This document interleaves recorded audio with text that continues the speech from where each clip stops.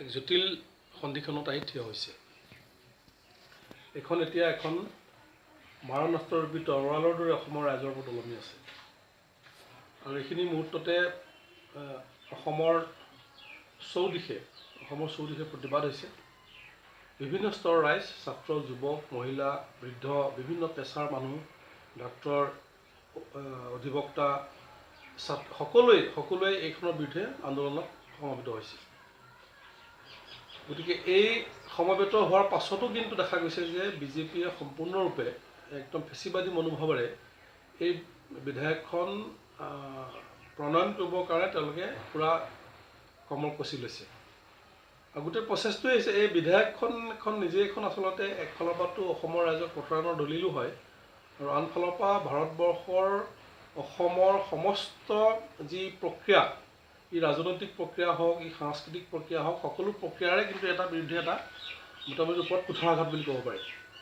আমাৰ ভাৰতবৰ্ষৰ সংবিধান যদি মূল স্তম্ভ বুলি যদি কোৱা হয়, যিখনৰ কাৰণে ভাৰতবৰ্ষৰ বহু হাজাৰ মানুহে ত্যাগ স্বীকাৰ কৰিছিলে, যাৰ বিনিময়ত আমি স্বাধীনতা অৰ্জন কৰিছিলোঁ, সেই সংবিধানৰ যিটো মূল স্তম্ভ, ধৰ্ম নিৰপেক্ষতা, গণতন্ত্ৰ, এই সকলোকে সাৰ্বভৌমত্ব, এইবিলাকতো সম্পূৰ্ণ ভৰিৰে গচকিয়ে এই বিধেয়কখন থিয় হৈছে। আৰু অসমৰ যদি ক'বলৈ যোৱা যায়, অসমৰ জাতি গঠন প্ৰক্ৰিয়া, আমাৰ এই জাতি গঠন প্ৰক্ৰিয়াত অসমীয়া জাতি ধৰ্মৰ কোনো স্থান নাছিলে।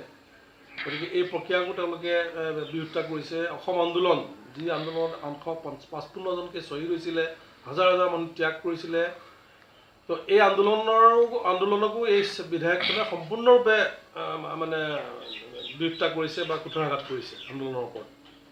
গতিকে এতিয়া দেখা গৈছে যে তথাপিতো অসমত ইয়াৰ বিৰুদ্ধে প্ৰতিবাদ হৈছে, আৰু এই প্ৰতিবাদৰ বিৰুদ্ধে কিন্তু বিজেপি চৰকাৰে এতিয়ালৈকে কোনো কৰ্ণপাত কৰা আমি দেখা নাই। গতিকে ইয়াৰ যিটো ফেচিবাদী চৰিত্ৰ, আমি আগতেই কৈ আছিলোঁ যে বিজেপিৰ ফেচিবাদী চৰিত্ৰ সম্পূৰ্ণৰূপে প্ৰকাশ পাইছে। আৰু এতিয়া এই মুহূৰ্তত যি মুহূৰ্তত অসমৰ সকলো ৰাইজে এইখনৰ বিৰুদ্ধে আন্দোলনত নামি পৰিছে, এই মুহূৰ্তত বিজেপি দলে যেনেকৈ প্ৰণয়ন কৰিবলৈ অসমৰ ৰাইজক প্ৰত্যাহ্বান জনায়, ভাৰতৰ সংবিধানক প্ৰত্যাহ্বান জনায়, এইখন গ্ৰহণ কৰিবৰ কাৰণে যেনেকৈ উঠি পৰি লাগিছে, সেইখিনি মুহূৰ্তত কিন্তু আমাৰ অসমৰ ৰাইজ অলপ সাৱধানে আমি খোজ দিয়াটো ভাল হ'ব বুলি আমি বিবেচনা কৰিছোঁ। এতিয়া আমি ভাবিছোঁ যে এইখিনি মুহূৰ্তত বিশেষকৈ অসমৰ ৰাইজৰ মাজত এটা সাধাৰণ একতা গঢ় লৈ উঠিছে। বিভিন্ন স্তৰৰ ৰাইজে, বাওঁপন্থী হওক বা জাতীয়তাবাদী শক্তি হওক, AGPও তাৰ পৰা ওলাই আহিছে এতিয়া তাৰপৰা। গতিকে এটা বহল ৰূপ এটা পোৱাৰ সম্ভাৱনা বাঢ়ি আহিছে। আৰু আনহাতে আমি ভাবিছোঁ যে এই আন্দোলন আমি তিনি ধৰণেৰে আমি লৈ যাব লাগিব। এটা যে ষ্ট্ৰীটত, ৰাজপথত যিটো আন্দোলন হৈছে, ৰাজপথৰ আন্দোলনটো বহুত জৰুৰী। আৰু একে সময়তে লোকসভাত আমি পৰাস্ত হৈছোঁ, অসমৰ কণ্ঠ তাত পৰাস্ত হৈছে। কিন্তু এটা গুৰুত্বপূৰ্ণ কথা যে লোকসভাত কিন্তু অসমৰ মানে কংগ্ৰেছৰ এমপিসকল বাদ দিলেও, তেওঁলোকে তোমাৰ বয়কট কৰিছিলে, ৱাকআউট কৰিছিলে, কিন্তু ভাৰতবৰ্ষৰ অন্যান্য ৰাজ্যৰ এমপিসকলেও কিন্তু দৃঢ়ভাৱে এই বিধেয়কৰ বিৰুদ্ধে কিন্তু তাত সংসদত তেওঁলোকে মাত মাতিছে।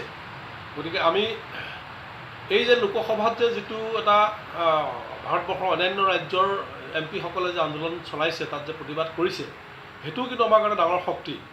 আৰু মই ভাবোঁ যে ৰাজ্যসভাত ইয়াক যদি বিৰোধিতা কৰিবলগীয়া হয়, ইয়াক যদি পৰাস্ত কৰিবলগীয়া হয়, তেতিয়াহ'লে কিন্তু এইসকলৰ যিটো সমৰ্থন, অন্যান্য ৰাজ্যৰ সমৰ্থন, ৰাজ্যবাসীৰ সমৰ্থন, ভাৰতবৰ্ষৰ অন্যান্য ৰাজ্যৰ সমৰ্থন, এমপিসকলৰ সমৰ্থন আমাৰ কাৰণে বহুত জৰুৰী হ'ব।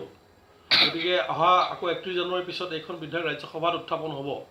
গতিকে সেই এটা সংগ্ৰাম, গতিকে আমি এটা সংসদীয় যিটো সংগ্ৰাম, আমি সংসদত নাথাকিলেও, আমাৰ এতিয়া যদিও নাই, আমাৰ ৰাইজৰ প্ৰতিনিধি সংসদত একফালৰ পৰা নাই বুলিও ক'ব পাৰি, তথাপিতো যিসকল আছে এতিয়ালৈকে ডাইৰেক্টলি আমাৰ প্ৰতিনিধি নহ'লেও, যিসকল আছে ভাৰতবৰ্ষৰ অন্যান্য ৰাজ্যৰ ধৰ্ম নিৰপেক্ষতাৰ প্ৰতি অটুট ৰাখি যিসকলে সংগ্ৰাম দৃঢ়ভাৱে তাত মাত মাতি আহিছে, তো এই সংগ্ৰামকো আমি এটা ৰূপ দিয়াটো বহুত দৰকাৰ হৈছে। আৰু এনেকুৱা সময়ত আমি দেখিছোঁ যে এই আন্দোলনটোক যদি আমি এটা সংকীৰ্ণৰ পৰা সংকীৰ্ণলৈ যদি লৈ যাওঁ, তেতিয়াহ'লে এই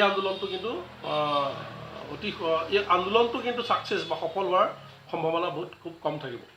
গতিকে আমি অসমত এতিয়া নতুনকৈ এটা ধাৰা দেখিছোঁ শেহতীয়াভাৱে, যিটো ধাৰা খুবেই বিপদজনক, যিটোক আমি প্ৰতিহত কৰিব লাগিব, যে বাংলাভাষী মানুহক ৰাস্তাই ঘাটে ধৰি পেলাই তেওঁলোকক বিভিন্ন ধৰণৰ জয় অসম ক'বলৈ বাধ্য কৰোৱা, বা তেওঁলোকৰ বিৰুদ্ধে এক ধৰণৰ এটা উন্মাদনা, মানে উগ্ৰজাতীয়তাবাদী উন্মাদনা বিয়পোৱাৰ যিটো চেষ্টা চলিছে, ক'ৰবাত মুছলমান ভাষী মানুহৰ ওপৰতো তেনেকৈ এটা চেষ্টা কিছুমানে চেষ্টা চলিছে। এতিয়া মই ভাবোঁ যে এইটো আৱেগ নহয়, এইটো আচলতে এইটো জাতিধ্বংসী আৱেগ। এইটোৱে বিধেয়কখনক আচলতে সমৰ্থন কৰাত আমাৰ ভাৰতবৰ্ষৰ অন্যান্য ৰাজ্যৰ মানুহখিনিয়ে যেনেকৈ আমাৰ লগত যেতিয়া একতা হৈছে, এই একতাটো কিন্তু ভাঙিবলৈহে তেওঁলোকে এটা চেষ্টা চলাইছে। এই ধৰণৰ কাৰ্যকলাপবিলাকে ভাৰতবৰ্ষৰ অন্যান্য ৰাজ্যৰ লগত আমাৰ যিটো একতা, এই একতাটো ভঙা নষ্ট কৰিব। গতিকে মই ভাবোঁ, আমি বিশেষকৈ অসমৰ ৰাইজক এইটো কাটৰে আহ্বান জনাইছোঁ যে এনেধৰণৰ যিবিলাক সংকীৰ্ণ টাইপ উগ্ৰ জাতীয়তাবাদী কাৰ্যকলাপ একদম সম্পূৰ্ণৰূপে প্ৰতিহত কৰিব লাগে।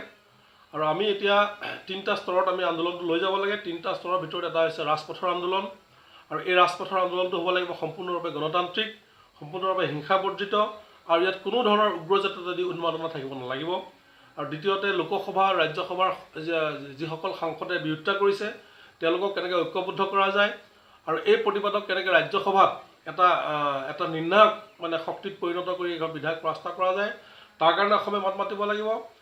আৰু এটা আইনসন্মতভাৱে বোধ কৰোঁ এইখনৰ বিৰুদ্ধে এটা আইনী যুঁজো চলিছে, তাত সুপ্ৰিম কোৰ্টত মাননীয় উচ্চতম ন্যায়ালয়ত দাখিলো কৰিছে। গতিকে লিগেল যিবিলাক আন্দোলন আছে সেই আন্দোলনো চলিব।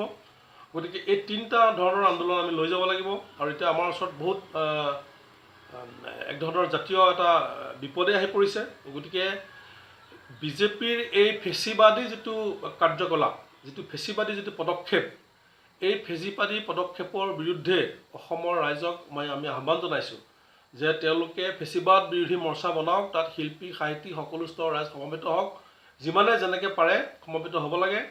আৰু এই ফেচিবাদক পৰাস্ত কৰিবৰ কাৰণে, আৰু আমি দেখিছোঁ যে এইটো অকল ৰাজ্যসভাত যদি পৰাস্ত হয় বা নিৰ্ণায়ক নহয় তেতিয়াহ'লে কিন্তু ইমানতে সি ৰৈ নাথাকে। এইটো এটা দীঘলীয়া সংগ্ৰাম। তেওঁলোকৰ যিটো হিন্দুত্বৰ এজেণ্ডা, যিটো সাংস্কৃতিক আধিপত্যবাদৰ যিটো এজেণ্ডা, এই এজেণ্ডা কাৰ্যকৰী কৰিবৰ কাৰণে তেওঁলোকে এই বিধেয়কখন বাছি লৈছে হিন্দুত্ববাদীসকলে। গতিকে ই অতি সহজতে যে শেষ হ'ব এইটো নহয়। আমাৰ অসমৰ ৰাইজৰ ওপৰত, ভাৰতবৰ্ষৰ ৰাইজৰ ওপৰত এখন তৰোৱালৰ ওলমি আছে। গতিকে আমি দীঘলীয়া সংগ্ৰামৰ কাৰণে প্ৰস্তুত হ'ব লাগিব।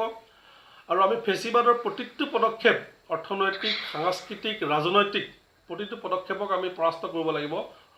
ষ্টেপ বাই ষ্টেপ, পদে পদে আমি পৰাস্ত কৰিবৰ কাৰণে প্ৰস্তুত হ'ব লাগিব। সেইকাৰণে ইয়াত এনেকুৱা ধৰণৰ আমি কামত আমি লিপ্ত হ'ব নালাগিব যিবিলাকে ফেচিবাদৰ হাত শক্তিশালী কৰে। গতিকে মই এইটো আহ্বান জনাম, ফেচিবাদৰ বিৰুদ্ধে আমি এক মৰ্চা বনাওঁ বিভিন্ন স্তৰত। যদি সম্ভৱ হয় এটা ৰাজনৈতিক মৰ্চা হওক, আৰু নহ'লেও এটা সংগ্ৰামী মৰ্চা হওক। যোনে যেনেকৈ পাৰে ইয়াৰ বিৰুদ্ধে ইউনাইটেড হওক, ঐক্যবদ্ধ হওক, আৰু ইয়াৰ জৰিয়তে আমি ফেচিবাদক পৰাস্ত কৰাৰ এটা আমি কাৰ্যসূচী আমি হাতত ল'ব লাগে। আমি অসমৰ ৰাইজক আহ্বান জনাম যে যিটো আন্দোলন ঠন ধৰি উঠিছে, যিটো একতা মানুহৰ মাজত ইতিমধ্যে গঢ় লৈ উঠিছে, আৰু যোনে যিমানখিনি পাৰে যিমানখিনিলৈকে ইয়াৰ বিৰোধিতা কৰিছে আমি তাক কামত লগাব লাগিব। আৰু মই ভাবোঁ যে শেষ বিচাৰত আমি অহা MP ইলেকশ্যন আহি আছে। গতিকে আমি ৰাজ্যসভাত কি হয় দেখা যাওক। আৰু মোৰ দৃঢ় বিশ্বাস যে ৰাজ্যসভাত আমি বিধায়ক পৰাস্ত কৰিব পাৰিম সাময়িকভাৱে হ'লেও। আৰু আমি আহি থকা লোকসভাতো যাতে আমি বিজেপি দলৰ এই প্ৰচেষ্টা যাতে তেওঁলোকে ভৱিষ্যতে কৰিবৰ কাৰণে সাহস নকৰে, তেনেকুৱাকৈ তেওঁলোকক আমি শিক্ষা দিব লাগিব। গতিকে আমি অহা MP ইলেকশ্যনৰ কাৰণেও আমি ৰণকৌশল, ৰণনীতি ৰচনা কৰি আমি আগবাঢ়িব লাগিব। আৰু কোনো ক্ষেত্ৰতে মই আকৌ কৈছোঁ যে আমাৰ এই নাগৰিকত্ব সংশোধনী বিধেয়কৰ বিৰুদ্ধে যিখন আন্দোলন, এই আন্দোলন আচলতে এটা ফেচিবাদী এজেণ্ডাৰ বিৰুদ্ধে আন্দোলন। গতিকে ইয়াক আমি যিকোনো জাতি সত্তাৰ বিৰুদ্ধে আমি এই আন্দোলনক ঘূৰাই দিলে ই কিন্তু আমাৰ কাৰণে আমাৰ নিজৰ ভৰিত আমি কুঠাৰ মৰা হ'ব, আৰু এই আন্দোলন কেতিয়া সফল নহ'ব। মই গোটেই সমূহ ৰাইজক আমি আহ্বান জনাওঁ যে এই কাৰ্যৰ পৰা বিৰত থাকক, আৰু আপোনালোকে ক'ৰবাত হ'লেওতো বাধা দিয়ক, কাৰণ ই ফেচিবাদী শক্তিক সহায় কৰিব, আমাৰ অসমৰ ৰাইজক সহায় নকৰে। আমি এতিয়া এই সময়ত আমি দেখিছোঁ যে আমি ইতিমধ্যে আমাৰ ডক্টৰ হীৰেণ গোহাঁই ছাৰ বা অখিল গগৈ, মনজিৎ মহন্তকে ধৰি কেইবাজনো আমাৰ আন্দোলনকাৰী যিসকলে নাগৰিকত্ব সংশোধনী বিধেয়কৰ বিৰুদ্ধে তীব্ৰভাৱে আন্দোলন কৰি আছে, তেওঁলোকৰ পৰা ৰাষ্ট্ৰদ্ৰোহৰ গোচৰ আনিছে। আৰু এই ৰাষ্ট্ৰদ্ৰোহৰ গোচৰ হয়তো এক্সটেণ্ড হ'ব আৰু প্ৰসাৰিত হ'ব ভৱিষ্যতলৈ। গতিকে আন্দোলনটো দুৰ্বল হোৱালৈ তেওঁলোকে হয়তো বাট চাই আছে। গতিকে আমি এই কথাটো আমি অসমৰ ৰাইজক আমি আহ্বান জনাব খুজিছোঁ। আৰু এটা কথা আমি ক'ব খুজিছোঁ যে ইয়াৰ বিৰুদ্ধে আমি বাওঁ আৰু গণতান্ত্ৰিক মৰ্চাই এই আন্দোলনটো, এই নাগৰিকত্ব সংশোধনী বিধেয়কৰ বিৰুদ্ধে ধাৰাবাহিকভাৱে আমি প্ৰতিবাদ কৰিছোঁ। আৰু এটা কথা মই কৈ থ'ব খোজোঁ যে এইটো কাৰণ এইখন চৰকাৰত অসম আন্দোলন কৰা বুলি কওক, অসম চুক্তি কৰা বুলি কওক, কমচে কম 18জন বিধায়ক আছে আৰু ছাত্ৰ সন্থাৰ সভাপতি নিজে মুখ্যমন্ত্ৰী হৈ আছে। তো তেনেকুৱা অৱস্থাত এইখন বিধায়ক আচলতে আনিবলৈ বিজেপি দলে সাহা কৰিব নালাগিছিলে। গতিকে আৰু বহুত জাতীয়তাবাদী শক্তি এতিয়া বিজেপিত যোগদানো কৰিছে। গতিকে তেওঁলোকেও কিন্তু এতিয়ালৈকে কোনো ধৰণৰ এইখনৰ বিৰুদ্ধে কোনো মাত পতা নাই। গতিকে আমি এটা কথা আমি দেখিছোঁ যে এইখনৰ বিৰুদ্ধে কিন্তু সজাগ যদি কৰিছে কিন্তু আৰম্ভণিৰ পৰা বাও শক্তিবিলাকে সজাগ কৰিছে। মই এইটো কথা দৃঢ়তাৰে কওঁ যে এই বিধায়কৰ বিৰুদ্ধে প্ৰথম সংগঠিত আন্দোলন কিন্তু CPIM দলেই কৰিছে আৰু আমি প্ৰথম 2016 চনতেই আমি সৰ্বানন্দ সোণোৱালৰ ডিব্ৰুগড়স্থ বাসভৱন, সেই বাসভৱন আমি ঘেৰাও কৰিছিলোঁ। গতিকে এই আন্দোলনত বাও শক্তিৰ ধাৰাবাহিকভাৱে এইবাৰ নাগৰিকত্ব সংশোধনী বিধেয়কৰ বিৰুদ্ধে যিটো আন্দোলন, এই আন্দোলন ধাৰাবাহিকভাৱে একদম আৰম্ভণিৰ পৰা কৰি আছে। আৰু একাংশ জাতীয়তাবাদীয়ে কিন্তু আন্দোলন কৰি আছে, পিছত যথেষ্ট আন্দোলন কৰিছে, কিন্তু মূল খুঁটিৰ যিসকল জাতীয়তাবাদী সেইসকলে একদম শেহতীয়াকৈহে তেওঁলোকে অলপ এই আন্দোলনত জোৰ দিয়া দেখা গৈছে। আৰম্ভণিৰ পৰা সজাগ কৰি থাকিলে এনেকুৱা নহ'লহেঁতেন, তথাপিতো বেটাৰ লেট দেন নেভাৰ। তো এতিয়া আমি এইকাৰণে এইটো কথাও আমি অসমৰ ৰাইজক ক'ব খুজিছোঁ যে এই আন্দোলনত এটা বাও দিশা প্ৰয়োজন হৈছে আৰু এই বাও দিশা অবিহনে এই আন্দোলন অন্ধ হ'বলৈ বাধ্য। আমাৰ ওচৰত বহুতো অভিজ্ঞতা আছে, আমাৰ সংসদীয় অভিজ্ঞতা আছে, অসমত জাতীয়তাবাদীসকলে চৰকাৰ বনাইছে সেইটো অভিজ্ঞতা আছে, সংসদত গৈ তাতো সংগ্ৰাম কৰিছে সেইটো অভিজ্ঞতা আছে, আমাৰ সশস্ত্ৰ সংগ্ৰামৰ অভিজ্ঞতা আছে অসমৰ ৰাইজৰ।